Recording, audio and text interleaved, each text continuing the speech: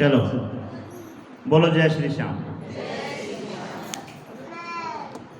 अभी हमने सतियों के सत्य के ऊपर सुना, अपने बोलने के ऊपर सुना कि भाई बोलने से भी जो है काम बिगड़ भी जाते हैं और काम सुधर भी जाते हैं।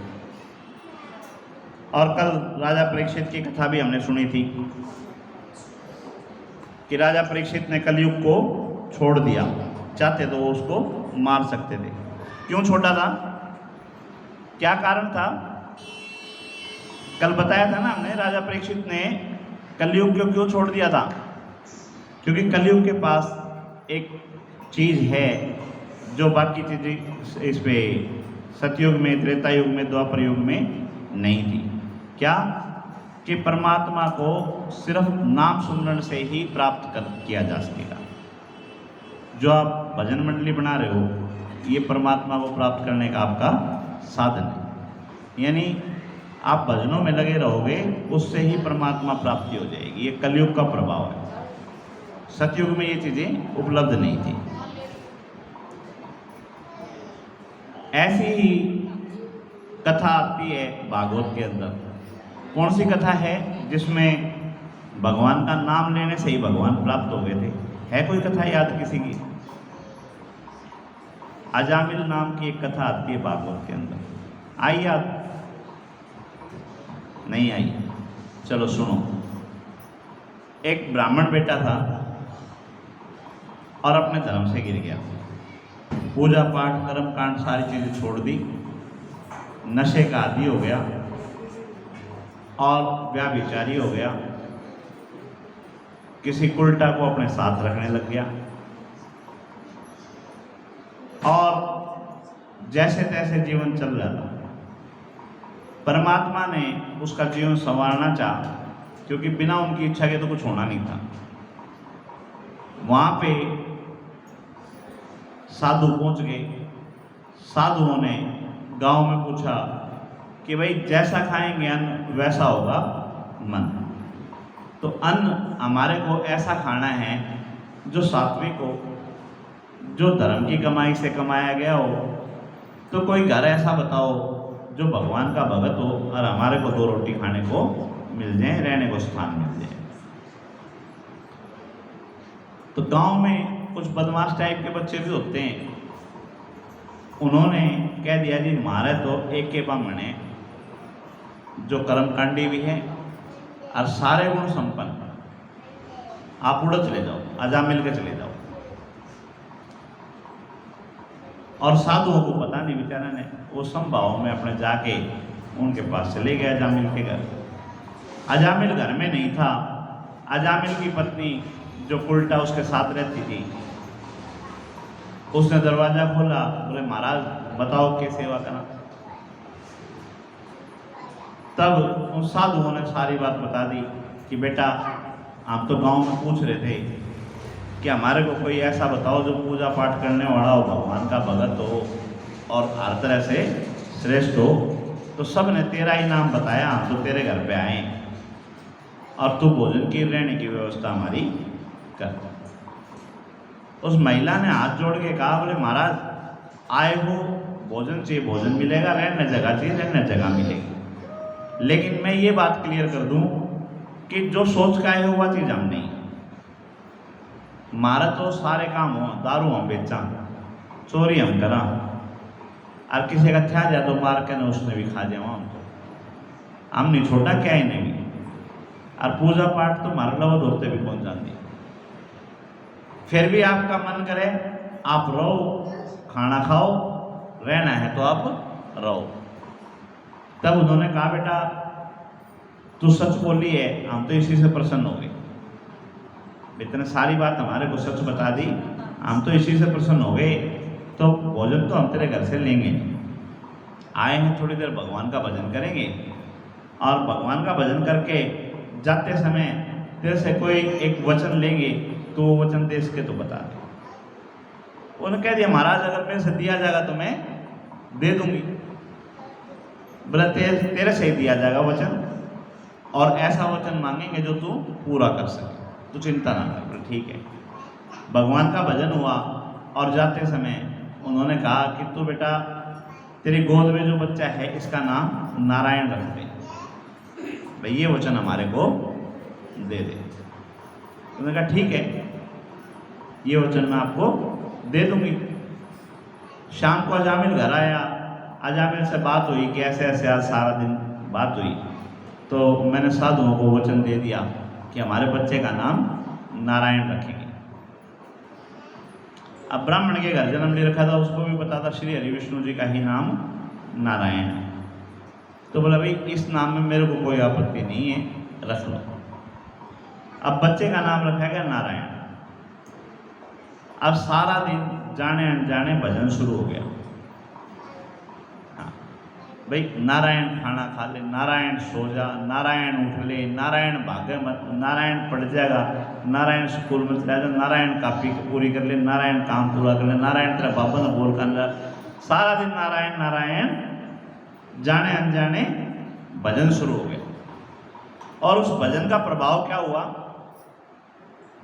उस भजन का प्रभाव ये हुआ कि हम चाहें या ना चाहें, एक दिन इस संसार से हमारे को जाना ही जाना है, और वो समय आएगा, किसी के रोके से रुकेगा नहीं। दारा सिंह, किंग कांग, अटल बिहारी वाजपेयी, राजीव गांधी, इंदिरा गांधी, कितने बड़े बड़े नाम ले लो आप, क्या उनके पास डॉक्टरों की कमी थी, या उनके खाने में कमी थी, या उनके फिजिकल फिट रखने के लिए ट्रेनरों की कमी थी? सब कुछ था, सारी चीजें मिल सकती थी, जो चाहते वो खा सकते थे। तो क्या आज वो जिंदा हैं? यानी कितना इस शरीर में पाड़ लो, कितने बादाम खुआ लो, कितना हलवा खुआ लो, कितना घी खा लो, कितना दूध पी लो, कितनी रेस मार लो, एक दिन इस शरीर ने साथ छोड़ना है। एक दिन परमात्मा का बुलावा आना ही आना है। वो आप बुलाओ ना बुलाओ, कबूतर की तरह आंख में चलो, अगर बिल्ली भाग जाएगी, बिल्ली को नहीं भागेगी, है जी, बिल्ली नहीं भागनी। बिल्ली तो अपना दाव खेलना है, उसने तो अपना खेल खेलना है, दाव खेलना है। भागवत हमारे को सिखाती है कि कैसे आप जियो और कैसे इस संसार से जाओ।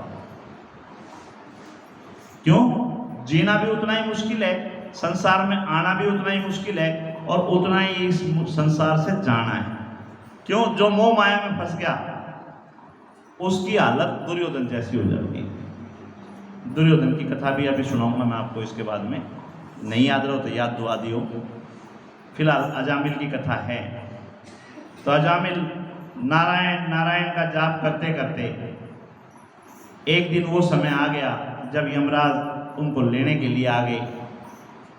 अच्छा, पुलिस वाले एक के घर में तो बाती बनकाव है, और एक के घर में चोर न पकड़ना है, दोनों का रूप सेम होगा, हैं? दोनों समान रूप से दिखाई देंगे क्या? जब चोर न पकड़ना होंगे तो उनका विकराल रूप होगा, और जब घर में बात भरना होंगे तो उनका सौम्य रूप होगा। तो यमराज तो आएगा, वो सौम्य रूप में आए या क्रूर रूप में आए, वो आपके कर्म है। और कर्म कितने बढ़िया थे अजामिल के, सारे चोरी बजारी लूट पाट सारे काम उसने कर रखे थे।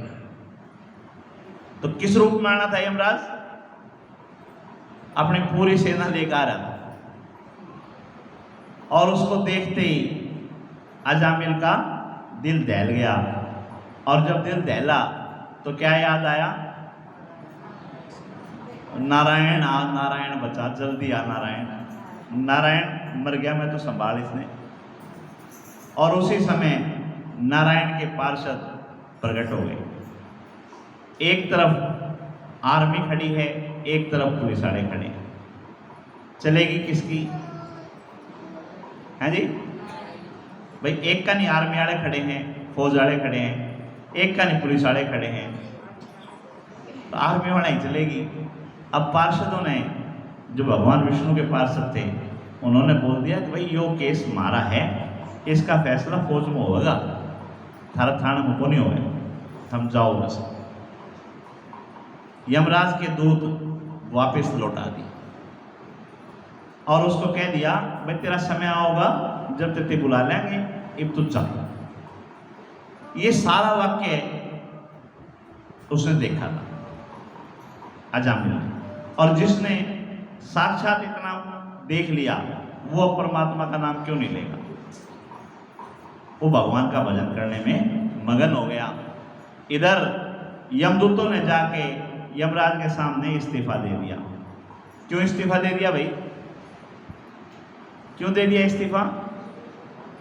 थारी बहू की घर में चलने नहीं तो वह क्या कहेगी फिर तू ये कर ले जो करना है, मेरी चाल दिए को नहीं। कदे तेरी छोरी आकर चला जाए है, कदे तेरी बहन आकर चला जाए, कदे तू चलाओ है। जब हमारी चाल दिए नहीं भाई हमारा काम में नहीं होना तो क्या करूँ थारी नौकरी करके? गलत तो नहीं बोल रहा हूँ भाई। जब हमारी चलनी ही नहीं तो तेरी नौकरी भी क्या खातिर करनी है? हमने नहीं करनी तेरी नौकरी। तू उठा ले अगर अपने यमदूत जाकर यमराज जाके। तो यमराज ने कहा भाई इतना गुस्सा क्यों हो रहे हो, इतना नाराज क्यों हो रहे हो? पूरी बात बताओ, जब समझ में आओगी। समझ में क्या आनी है?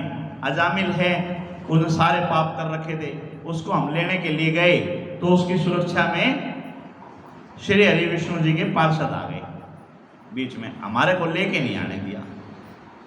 जब हमारी चलनी नहीं तो हम अपनी नौकरी करके करांगे। तो यमराज ने कहा भाई बात समझ में नहीं आई, वो बीच में क्यों आए? तो बोला आए कि वो नारायण नारायण करने लगा। उनने सोचा कि भगवान विष्णु ने बुलाने लग रहा है और वे आगे। तो बोला बात समझ में आ गई। जब वो नारायण नारायण कर रहा था तो ये केस ही नारायण का था, अपना केस था ही नहीं। हम गए क्यों थे वहां पे? हमें चुपचाप वैसे ही वापस आ जाना चाहिए था। यानी जहां भगवान का भजन हो रहा है वो तो भगवान के हैं, तो भगवान देखेगा उनका क्या करना है क्या नहीं करना, तुम्हारा जाना पड़ता ही नहीं था वहां पे। तो उसने कहा जी जो आप समझ रहे हो वो बात नहीं थी। वो नारायण श्री हरि विष्णु जी को याद नहीं कर रहा था, वो तो अपने बेटे को याद कर रहा था। तो यमराज ने कहा यूं बताओ, अग्नि को हाथ में रख लो, चाहे जान कर रखो चाहे अनजाने में रखो, क्या होगा? क्यों जड़ा रही भाई? अनजाने में रखा तो अनजाने में रखा तो कुछ तो फर्क करे, फर्क करना चाहिए। बोला जी अग्नि फर्क नहीं करती, आपने जान के उठाया या अनजाने में उठाया वो तो हाथ जड़ाएगी। तो बोला जब अग्नि अपना स्वभाव नहीं बदलती तो नारायण अपना स्वभाव बदल ले। उनको किसी ने जान के पुकारा चाहे अनजाने में पुकारा, उनको तो राम ने पुकारा, रावण ने पुकारा तो रावण का उद्धार किया, कंस ने पुकारा तो कंस का उद्धार किया। उनको तो जो भी पुकारेगा वो किसी भी भाव से पुकारे वो अपना काम करेंगे। तो ये तुम्हारा केस नहीं था, तुम इसके हाथ मत लगाओ। ये नाम की महिमा भागवत के अंदर अजामिल की कथा के माध्यम से आपको सुनाइए। तो नारायण का जाप हम भी कर लें थोड़ा सा। जी करवा दो जी, नारायण का जाप करवा दो। नहीं बोले वृंदावन बाकी बिहारी लाल की जय। सतगुरुदेव